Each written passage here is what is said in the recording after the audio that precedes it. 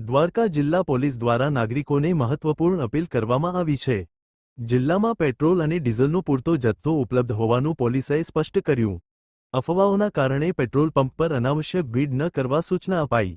લોકો petrol pump પર લાંબી લાઈનો ન લગાવે તેવી અપીલ કરવામાં આવી। બિનજરૂરી રીતે પેટ્રોલ ડીઝલનો સંગ્રહ ન કરવા સૂચન અપાયું।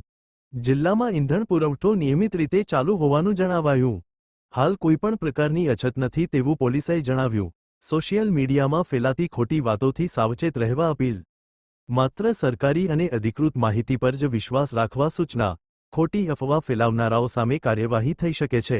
નાગરિકોએ ગભરાટ વિના શાંતિ જાળવવી, જરૂરી હોય તેટલું જ ઇંધણ ભરાવવા પોલીસે જણાવ્યું। પેટ્રોલ પંપ પર વ્યવસ્થા જાળવવા તંત્ર સજ્જ બન્યું। કોઈપણ ભ્રામક સંદેશા આગળ ન મોકલવા અપીલ। જિલ્લામાં તમામ વિસ્તારોમાં પુરવઠો યથાવત છે। પોલીસે કહ્યું કે અછત અંગેની વાતો સંપૂર્ણપણે ખોટી છે। લોકોને સહકાર આપવા અનુરોધ કરવામાં આવ્યો। અહેવાલ સંજય પોપટ। દેવભૂમિ દ્વારકા જિલ્લાના તમામ નાગરિકોને દેવભૂમિ દ્વારકા જિલ્લા પોલીસ દ્વારા અપીલ કરવામાં આવે છે કે જિલ્લામાં તમામ પેટ્રોલ પંપ છે ત્યાં આગળ પૂરતો જથ્થો તેમને મળેલ છે તથા બિનજરૂરી ત્યાં આગળ લાઈનો કરવી નહીં અને કોઈપણ જાતના ફેક ન્યૂઝ ઉપર ભરોસો કરવો નહીં। જે ઓફિશિયલ માધ્યમો છે સરકારના તેના પર જ ભરોસો કરવો। બિનજરૂરી પેટ્રોલ પંપ ઉપર લાઈનો ન કરવા માટે પણ પોલીસ દ્વારા અપીલ કરવામાં આવે છે।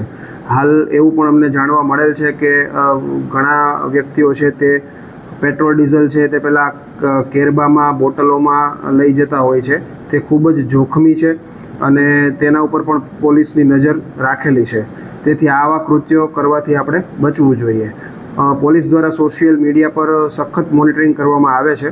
કોઈપણ જાતના ફેક ન્યૂઝ ફેલાવનારા હશે તેમના ઉપર પોલીસ દ્વારા કાયદાકીય કાર્યવાહી કરવામાં આવશે। વધુ માહિતી માટે સરકારશ્રીના ઓફિશિયલ માધ્યમોને ફોલો કરવા માટે નિવેદન છે।